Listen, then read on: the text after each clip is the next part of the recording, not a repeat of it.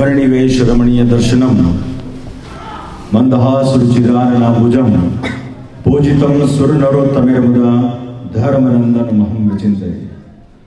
इष्टदेव परम कृपाळु भगवान श्री स्वामीनारायण वड़ताल धाम Adelaide Australia द्वारा आयोजित आजनी आ दिव्य सत्संगनी सभा जेमां व्यासासने आरूढ़ थई आप सर्व भक्तजनोने भगवान श्री हरिए ढोलेरामां जे मदन मोहनजी महाराज पधराव्या एनी दिव्य कथानुं जेमणे रसपान कराव्युं छे वक्ता श्री दिव्यसागर स्वामी आपणी सभामां उपस्थित वड़ताल मंदिरना मुख्य कोठारी श्री खूब कर्मठ छे, सक्षम छे, धीर गंभीर छे, बधाने साथे राखीने चालवामां माने छे एवा कोठारी स्वामी श्री देवप्रकाश दाजी स्वामी, साथोसाथ ढोलेरा मंदिरना महंत श्री पधार्या छे हरिकेशव स्वामी, आप सर्व भक्तों ने जेमणे संबोध्या छे एवा कलाली धाम के ज्यां महाप्रतापी एवा श्री लालजी महाराज विराजमान छे, सद्गुरु गोपाल स्वामी द्वारा स्थापित एना महंत श्री प्रभुचरण स्वामी पधार्या छे। साथोसाथ वेद स्वामी होय, भक्ति स्वामी होय, आदि तमाम संतो, ब्रह्मचारी महाराज वगैरह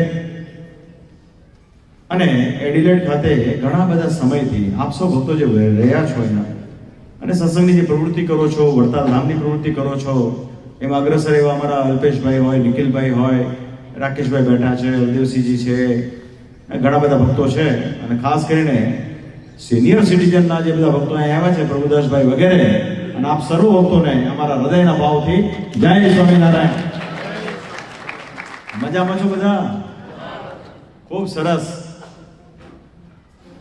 એક વિદેશની ધરતી ઉપર નાના સેન્ટરમાં આટલી મોટી સંખ્યામાં ભક્તજનો એક લક્ષ્ય સાથે ભગવાનને રાજી કરવા માટે સત્સંગ ગ્રહણ કરવા માટે ભેગા થાય ત્યારે એમ સમજવું કે આપણા બહુ મોટા ભાગ્ય છે તો આપણને આ સત્સંગનો લાભ મળે। સ્વામિનારાયણ સંપ્રદાય મૂળભૂત રીતે આ ઘોર કળીકાળમાં ભગવાન શ્રી હરિ અનેક શાસ્ત્રોના મત પ્રમાણે એવું કહેવાય કે કળિયુગની અંદર કલ્યાણની પ્રાપ્તિ થવી એ બહુ દુર્લભ બાબત છે, પણ ભગવાન સ્વામિનારાયણે કરુણા કરી પોતાની સાથે 500 પરમહંસોને લાવી સમગ્ર ભારત વર્ષના તમામ તીર્થોની યાત્રા કરી અને હિન્દુ સનાતન ધર્મની જ પુષ્ટિ કરતો એવો શ્રી સ્વામિનારાયણ સંપ્રદાય સ્થાપ્યો છે અને એની વાત કરી છે, જેની વિશે સંતોએ આપ સૌ ભક્તોને કાયમ કરી છે।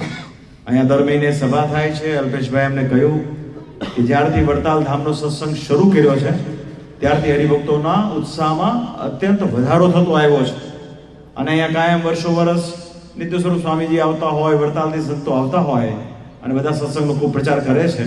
એના કારણે હવે સ્ટેજ આવી ગયું છે મંદિર નિર્માણનું અને અમારા દેવ સ્વામીજી હમણાં જાહેરાત કરી છે એ પ્રમાણે તમે બધાએ જે અહીંયા ઉત્સાહ બતાવ્યો છે એ બદલ ખૂબ ખૂબ તમને બધાને અમારી હૃદયથી શુભકામના છે। સ્વામિનારાયણ ભગવાને એમના ગુરુ શ્રી રામાનંદ સ્વામી પાસે એવું માંગેલું છે કે તમારો આશ્રિત, તમે જો રાજી થાઓ તો મને વરદાન આપો કે તમારો આશ્રિત અન્નથી, ધનથી, વસ્ત્રથી કે આબરૂથી દુઃખી ન થવો જોઈએ। અને શ્રીજી મહારાજ એટલે જ પોતાના સ્વહસ્તે 6 જેટલા મોટા મંદિરો બનાવ્યા અને એમાં ભગવાન સ્વામિનારાયણ, શ્રી લક્ષ્મીનારાયણ દેવ, શ્રી નરનારાયણ દેવ, શ્રી ગોપીનાથજી, મદન મોહનજી, રાધારમણ દેવ આદિ પધરાવ્યા છે। અને ત્યાર પછીનો ઇતિહાસ છે કે મંદિરના વિશે જેણે જેણે નાની સેવા કરી હોય એ ભગવાને સર્વનું કલ્યાણ કર્યું છે। ગરડાનું મંદિર બનતું હતું, એક બિન સત્સંગી બેન એણે કીધું સ્વામિનારાયણ આ તમે અમે સેવા કરીએ તો શું આપો તમે અમને? તો કે અમે કલ્યાણ આપીએ। હવે એ જમાનામાં ધનની ઘણી અછત હતી એટલે પાયો ખોદાતો હતો ત્યારે શ્રીજી મહારાજ કે આમાં 1 શેરનો પથ્થર જે નાખશે ને એની 1 પેઢીનું કલ્યાણ સ્કીમ મૂકી એટલે એ બેને 7 પેઢીનો 7 શેરનો પથ્થર નાખ્યો અને ઇતિહાસ ગવાહ છે કે એ બેનના પરિવારના 7 પેઢીના લોકોનું કલ્યાણ ભગવાન શ્રી હરિએ કરેલું છે। ભગવાન રાખતા નથી કોઈ દિવસ કોઈનું। આ લક્ષ્મીનારાયણ દેવનું મંદિર થાય છે, આ કોઈ વ્યક્તિ વિશેષનું થતું નથી। એટલે લક્ષ્મીનારાયણ દેવના મંદિરમાં પ્રત્યક્ષ કે અપ્રત્યક્ષ, ધનથી કરો, મનથી કરો કે તનથી સેવા કરો, આ તમામે તમામ સેવાઓ ભગવાન એનો સ્વીકાર કરશે અને નિશ્ચય ભક્તને એના મનોરથ પ્રમાણેનું ફળ ભગવાન આપશે, એમાં કોઈ શંકાની વાત નથી। બસ હવે આપણે બધાએ પ્રયાસ કરવાનો છે પોઝિટિવ, એક સાચી દિશામાં, અને એમાં બધા ભળશે અને જેને જેને ભગવાને જે શક્તિ આપી હોય। હવે કોઈ આમાં ઘણા રિયલ્ટર હશે, ઘણા આઈટી એક્સપર્ટ્સ હશે, ઘણા બીજી બધી બાબતોના નિષ્ણાત હોય, અને બહેનો વિભાગની અંદર બધા સેવા કાર્યમાં રત હોય છે. તો એ બધા બહેનો, બધા ભક્તોની ભાવનાનો પરિપાક રૂપે અહીંયા મંદિર થશે એવું મને આજે પૂરેપૂરી શ્રદ્ધા છે. આજે બેસતો મહિનો છે. આ વર્ષ ચાલે છે વિક્રમ સંવત 2082 અને આજે મહાસુદ એકમનો દિવસ છે. બધી વસ્તુનું રેલેવન્સ હોય છે એનું ટાઈમિંગ સાથેનું. જેમ કે અહીંયા તમે વાત કરી કે આચાર્ય મહારાજને 23 વર્ષ પૂર્ણ થયા, બરોબર? તો એક એનું ડેટ પ્રમાણેનું રેલેવન્સ હોય છે. કોઈની બર્થડે હોય, કોઈની એનિવર્સરી હોય, કોઈ જીવનમાં કોઈ એવું કામ થયું હોય તો આપણે એને યાદ કરતા હોઈએ છીએ. અત્યારે સ્વામિનારાયણ સંપ્રદાયમાં, મૂળ સંપ્રદાયમાં 200 વર્ષની શૃંખલા ચાલે છે. એ 200 વર્ષનું મંદિર વડતાલનું થયું, હવે ધોલેરાનું આવી રહ્યો છે, ત્યાર પછી જુનાગઢના રાધારમણ દેવનો આવશે અને ગઢપુરપતિ ગોપીનાથજીનો આવશે. પણ આજનું જે મહાસુદ એકમના શ્રીજી મહારાજે જે વચનામૃતો કયા છે, 262 વચનામૃત છે. એમાંથી વડતાલના 20 વચનામૃત છે. એ 20 પૈકીનું આજનું એક વચનામૃત છે મહાસુદ એકમનું, એ 18 નંબરનું છે. આખા વચનામૃતમાં સૌથી મોસ્ટ ઇમ્પોર્ટન્ટ ફંડામેન્ટલ વચનામૃત કોઈ હોય એ વડતાલનું 18મું વચનામૃત છે. એ આજનું જ છે, એનો રેલેવન્સ છે. એમાં ભગવાન સ્વામિનારાયણ ભક્તોને એમ કહે છે, શ્રીજી મહારાજ મોટા સંતોને પૂછે છે કે ભગવાનના ભક્તોને એવી કઈ કઈ વાત જાણવી જરૂરી છે જેના કારણે કોઈ એને પૂછે તો એને સંશય ન થવો જોઈએ. પછી શ્રીજી મહારાજે કીધું કે અમારા આશ્રિતોએ 5 વાત અવશ્યપણે જાણવી. સૌથી પહેલી કે આ ઉદ્ધવ સંપ્રદાય છે એની રીત જાણવી. સેકન્ડ નંબરે અમે જે ગુરુ પરંપરા છે એ ગુરુ પરંપરા સમજવી. કેવી રીતે? તો સહજાનંદ સ્વામી પોતે જ કહે છે કે અમારા ગુરુ શ્રી રામાનંદ સ્વામી અને રામાનંદ સ્વામીના ગુરુ શ્રી રામાનુજાચાર્યજી કે જેમણે સ્વપ્ન વિશે રામાનંદ સ્વામીને દીક્ષા આપી હતી. અને ત્યાર પછી અમે સંપ્રદાયની અંદર ધર્મકુળમાં આચાર્ય પદનું સ્થાપન કરીએ છીએ, એની રીત જાણી લેવી. ત્રીજું, અમારા સત્સંગીઓએ અમારા સંપ્રદાયના જે પ્રમાણભૂત શાસ્ત્ર કહેવાય, ઓથેન્ટિક સ્ક્રિપ્ચર્સ, કોઈ પણ ધર્મ એના સ્ક્રિપ્ચર્સથી ફેમસ હોય, ક્યાંય કપોળકલ્પિત વાત ન હોવી જોઈએ, બધી વાતનો એક આધાર હોવો જોઈએ. તો એવા જે પ્રમાણભૂત શાસ્ત્રોની વાત શ્રીજી મહારાજે કીધું કે અમારા આશ્રિતોએ 8 શાસ્ત્રો જે છે એ પ્રમાણભૂત ગણવા. એમાં વેદ, વ્યાસસૂત્ર, શ્રીમદ ભાગવત, શ્રીમદ ભગવદ્ ગીતા હોય, સ્કંદ પુરાણની અંદર વિષ્ણુ ખંડમાં વાસુદેવ મહાત્મા હોય, વિદુર નીતિ હોય, યાજ્ઞવલ્ક ઋષિની સ્મૃતિ હોય કે મહાભારતની અંદર વિષ્ણુ સહસ્ત્ર નામ હોય. 8 શાસ્ત્રો માન્ય કર્યા. માન્ય એટલે ઓથેન્ટિક. આમાં જે વાત હોય એક્સેપ્ટ કરવાની, આમાંથી જે મળતી વાત બીજામાં હોય તેમાં લાગ ભાગ કરવો નહીં. પછી આવે છે અમારા સત્સંગીના ધર્મ નિયમ. શ્રીજી મહારાજે જે શિક્ષાપત્રી લખી એમાં તમામ ત્યાગી, ગૃહી, બાઈ, ભાઈ, સદવા, વિધવા, રાજા, આચાર્ય તમામના ધર્મ નિયમ કયા છે, ધર્મ નિયમ જાણવા. અને 5મું આપણા ઈષ્ટદેવ એ ભગવાન શ્રી કૃષ્ણ, એના પ્રત્યક્ષ રૂપ, પરોક્ષ રૂપ, એના એ વિશે સમજવું. એમાં એક વાત કરી કે સ્થાનક એટલે કે જે જગ્યાએ ભગવાને લીલા કરી હોય, સ્થાનક સેવક, ભગવાનની આરે જે સેવક રહ્યા હોય અને ભગવાને જે કાર્ય કર્યું હોય એમાં હોય બહુ પણ હોય. એટલે આપણને એમાં ઘણીવાર વિભ્રાંત થાય. ક્યાંક મથુરામાં રહ્યા હોય, ક્યાંક ગાયોચારી હોય, ક્યાંક વૃંદાવનને વિશે રહ્યા હોય, ક્યાંક મથુરામાં આવીને કંસને માર્યો હોય, કે યાદવોને સુખી કર્યા હોય, કુબજા સંગાતે વિહાર કર્યો હોય, આદિ અનેક બાબતોમાં. ક્યારેક અર્જુન સાથે રહ્યા હોય, ક્યારેક સુદામાની સાથે રહ્યા હોય. તો આ બધા સ્થાન, સેવક અને કાર્યથી ભગવાન શ્રી કૃષ્ણનું બહુપણું છે, પણ એ બહુપણામાં ક્યારેય કોઈએ ભેદ કરવો નહીં. અને જે ભેદ કરશે એ વચનદ્રોહી છે. આજે આપણે જોઈએ છીએ હાલતા ચાલતા લોકો પોતાનું પિષ્ટ પેષણ કરતા હોય છે. ઘણા કે અમારે તો બાલકૃષ્ણ હોય ને એ જ અમને પ્રિય છે. ઘણા કે કિશોર અવસ્થાના કૃષ્ણ છે એ અમને પ્રિય છે. ઘણા કે પ્રૌઢ કૃષ્ણ જે થયા એ અમને પ્રિય છે. તો એ તો આપણો અંતરનો વિચાર થયો, પણ એને લઈને હોતું નથી. અનંત કોટી બ્રહ્માંડના આધાર એવા જે પુરુષોત્તમ નારાયણ અક્ષરધામને વિશે વિરાજમાન છે અને એ જ ભગવાન પૃથ્વીને વિશે રામ, કૃષ્ણ આદિ સ્વરૂપનું ધારણ કરે છે. ત્યારે સંત સમાગમના માધ્યમથી જીવને એનો મહિમા સમજાય છે. અંતો ગત્વા પરમેશ્વરનું તત્વ એક જ છે. જેમાં અહીંયા વિદ્યુત પ્રવાહ છે, અહીંયા મારા ખ્યાલથી 220 ચાલે છે ને ભારતની જેમ, કે 120 ચાલે છે? 240. 240 એ વિદ્યુત પ્રવાહનું એક માપદંડ છે. અને જે બલ્બમાં પ્રકાશ થાય છે, બલ્બની પોતાની કેપેસિટી હોય છે, કોઈ 0, કોઈ 10, કોઈ 50, 100, 500, 1000 શેન્ડિલિયર હોય. તો જ્યાં જેવું પ્રકાશ્યું જોઈએ ત્યાં ભગવાન તેવું પ્રકાશ છે. ભગવાન અનંત અવતાર ધારણ કરે છે.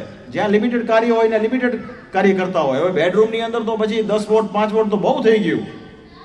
તો કહેવાનો મતલબ એ જ વસ્તુ છે. કોઈ એમ કહે કે વામન નરસિંહ, હયગ્રીવ, મત્સ્ય, કચ્છ, વરા આ બધા જે સ્વરૂપો છે એ બહુ તુચ્છ છે એવું નથી. જ્યાં જેવું કાર્ય ઘટવું જોઈએ ત્યાં કરે છે.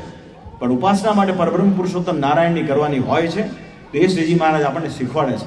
વચનામૃત બહુ ડિટેલમાં છે, બહુ વિસ્તારમાં છે. એ તમામ આશ્રિતોએ વાંચવું જોઈએ. કેમ કે એમાં શ્રીજી મહારાજ એવું કહેવા માંગે છે કે અમે જે વાત કરીએ છીએ ને તમામ પરમહંસો અને સત્સંગી માત્ર શીખી લેજો અને વારે વારે એનું મનન કરજો. એની અંદર ભગવાન એવી વાત કરે છે કે જેટલા આચાર્યો થયા, આપણે તે હિન્દુ ધર્મની અંદર ઘણા આચાર્યો થયા છે. એમાં શંકરાચાર્યજી થયા છે, મધ્વાચાર્યજી થયા છે, નિંબાર્કાચાર્ય થયા છે, વલ્ભાચાર્ય થયા છે, વિષ્ણુ સ્વામી થયા છે, રામાનુજાચાર્ય થયા છે. આ તમામે તમામ આચાર્યોએ વેદના રચયિતા એવા જે ભગવાન વેદવ્યાસ એ સર્વથી મોટા આચાર્ય છે. તો આ તમામ આચાર્યોએ વેદવ્યાસજીનું વચન છે ને એ એક્સેપ્ટ કરેલું છે. માટે આચાર્યોની વેલ્યુ છે, માટે આચાર્યો જે કંઈ કહ્યું છે ને એનું પ્રમાણ ગણાય. તો આ બધી સૂક્ષ્મ વાતો છે. કહેવાનો તાત્પર્ય ભગવાન એક જ છે, પરમેશ્વર અનેક રૂપ ધારણ કરે છે, પણ જીવની સમજણ બહુ નાની હોય છે. એ તમામે તમામ સ્વરૂપોમાં ભેદ કરી અને એ કરતા હોય છે. ત્યારે આ બધી વસ્તુઓ પર ભગવાને નિષેધ કરેલો છે. તો આવી ઘણી બધી બાબતો છે. એ જ પ્રમાણે આજના દિવસનું બીજું પણ વચનામૃત છે. એ પણ બહુ ઇન્ટરેસ્ટિંગ છે. એ વચનામૃત છે વણિકના નામાનું. શ્રીજી મહારાજ કહે કે આજે સત્સંગ કરતા કરતા 5 વર્ષ, 10 વર્ષ, 15 વર્ષ થયા હોય. જેમ કે આમાં ઓસ્ટ્રેલિયામાં ઘણા લોકો કોઈ 5 વર્ષથી છે, કોઈ 10 વર્ષથી, કોઈ 15, કોઈ 20 વર્ષથી છે. આપણે શું કરતા હોઈએ છીએ, જ્યારથી આવ્યા હોઈએ ત્યારથી આપણે આપણી મેમરી રે એના માટે શું કરતા હોઈએ, ફોટોગ્રાફ ડેવલપ કરતા હોઈએ, એની એક આલ્બમ, એની ડાયરી મેન્ટેન કરતા હોઈએ કે આ દિવસે મેં આમ કર્યું હતું, આ દિવસે મેં આમ કર્યું હતું, આ દિવસે મેં આમ કર્યું હતું. તો એ વારે વારે એનું અનુસંધાન રહેતું હોય છે. એમ ભગવાનના ભક્તોએ ભગવાનના જે ચરિત્ર હોય છે, ચરિત્રની વિશે મનને ગૂંચવી મેળવું અને કાયમ એવો વિચાર કરવો કે હું 5 વર્ષ પહેલા કેવો હતો સત્સંગમાં, 10 વર્ષ થયા હું કેવો છું. તો મહારાજ એક દ્રષ્ટાંત આપ્યું એ જમાનામાં કે જેમ આપણે કોઈ વણિકને ત્યાં નામું કર્યું હોય તો રોજે રોજનું ચૂકવી દઈએ ને તો કઠણ ન પડે, પણ એક હામટું ચૂકવવા જઈએ તો કઠણ પડે. એમ સત્સંગની અંદર આવ્યા હોઈએ ને તો રોજ મનને વિશે ભગવાનના ચરિત્રનું જો પ્રેક્ટિસ કરો ને તો તમે એક આદર્શ સત્સંગી બની શકો. અન્યથા શું થાય કે આ તો કળિયુગ છે, વૈભવશાળી યુગમાં રહેતા હોઈએ તો બહુ સ્મૃતિ એ નાશ થઈ જતી હોય છે. તો આ એક પણ વચનામૃત છે. બીજું સંઘ સોબતની વાત એમાં આવી છે. ભાઈ કોની યારે સંઘ સોબત કરવી? સત્સંગમાં બાળ બુદ્ધિ કામ લાગતી નથી. સત્સંગમાં ઉલાળ ધરારે હોય છે અને બહુ સિરિયસ માણસો હોય છે. તો સત્સંગમાં જેને સત્સંગની લાજ હોય ને એની સાથે સંઘ સોબત કરવી. મનમાં કાંઈ ગાઢ સંકલ્પ થતા હોય તો જેને ગાઢ સંકલ્પ ન થતા હોય એની આગળ વાત કરવી. આપણે હરખા હોય ને એ સામે વાળો હરખો હોય તો જો જામે એ સમજ્યા. તો શ્રીજી મહારાજે કીધું એ પછી કેવું થાય ખબર? ઓલું કૂતરાનું મોઢું કૂતરું ચાટે, એ કેવી વાત કરી છે. પછી એવી વાત કરી સાપને ઘેર પરોણો સાપ. અને મહારાજે વાત કરી રાંડીભાઈ હોય ને એ સુવાસનીભાઈને એમ કે તું અમારી જેવી થા. તો એવું ના કરવું.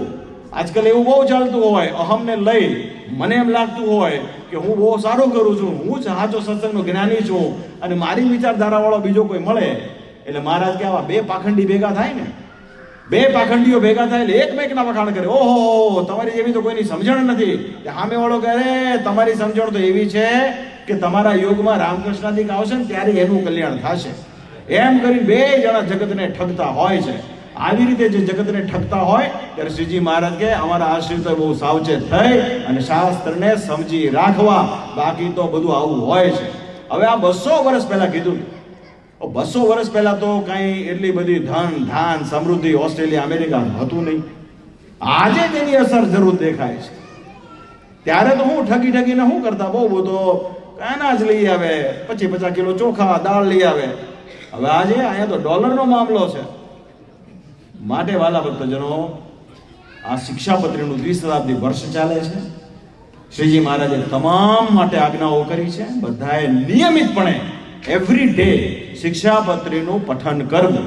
કેમ કે શિક્ષાપત્રી ભગવાન સ્વામિનારાયણનું સ્વસ્વરૂપ છે અને એમાં ક્યારેક ફેર પડે તો શ્રીજી મહારાજ કે એમણે ઉપવાસ કરવો એટલી બધી હદે. તમારાથી શિક્ષાપત્રીનું સ્મરણ ન થયું, જે વાંચી શકે ન એવા હોય એના માટે પણ શ્રીજી મહારાજે કીધું કે એને પૂજન કરવું. પણ ટૂંકમાં અવશ્યમેવ શિક્ષાપત્રીનું પૂજન કરવું, પઠન કરવું, નિરંતર વિચાર કરવો, હું આમાં ક્યાં છું એનો તપાસ કરવો. આવું જ કરવાથી ભગવાન રાજી થાય છે. બાકી ગવરગંડોની સંસારમાં કોઈ જગ્યાએ અછત છે નહીં. શ્રીજી મહારાજે વર્ષો પહેલા કીધું હતું, 200 વર્ષ પહેલા. સત્સંગમાં જે ઘેલા મનુષ્ય હોય છે ને એનો કોઈ ઠા નહીં. ઘેલા એટલે સમજો છો ને, વેવલા ટાઈપના, આગરું કરતા હોય, પાછા કરે પોતાની રીતે.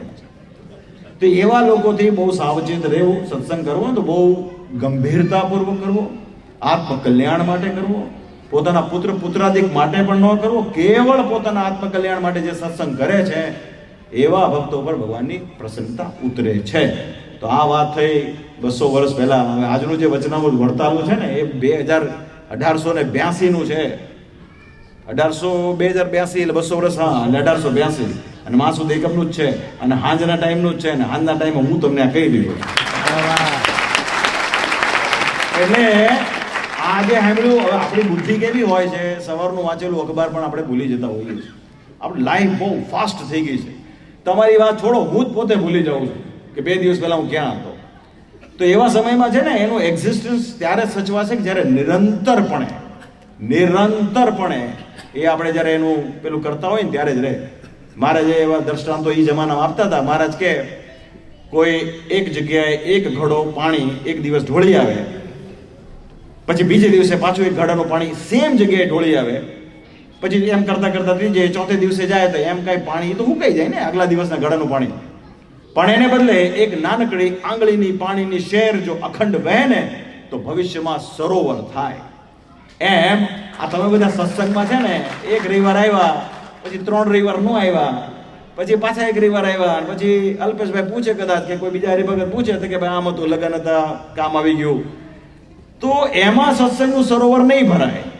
એવો એક સંકલ્પ કરો કે વડતાલ ધામ એડિલેટ દ્વારા જ્યારે નાના મોટા ઉત્સવ સમયા પ્રસંગ આયોજિત થાય એમાં નો મેટર વોટ મારી હાજરી રહેશે તો વડતાલ ધામ મંદિરનું નિર્માણ થશે. તો બસ અંતમાં ખૂબ શુભકામના પાઠવું છું. વડતાલ ધામનો સત્સંગ તો વડતાલ ધામ છે. વડતાલ છે ને એ સ્વામિનારાયણ સંપ્રદાયનો પર્યાયવાચી શબ્દ છે. સ્વામિનારાયણ સંપ્રદાય વડતાલ વગર અધૂરો છે. માટે વડતાલ બોલો ને એટલે આખો સ્વામિનારાયણ સંપ્રદાય આવી ગયો. કેમ કે વડતાલમાં ભગવાન સ્વામિનારાયણ પોતાનું સ્વરૂપ હરિકૃષ્ણ મહારાજ પધરાવ્યું, શ્રી શિક્ષાપત્રી ત્યાં લખી, મહારાજ આચાર્ય પદનું સ્થાપન ત્યાં કર્યું, મહારાજે ગોમતીજી સરોવર ગળાવરાયું છે, મહારાજે ત્યાં વચનામૃતો કહ્યા છે, અનંત લીલાઓ કરી છે.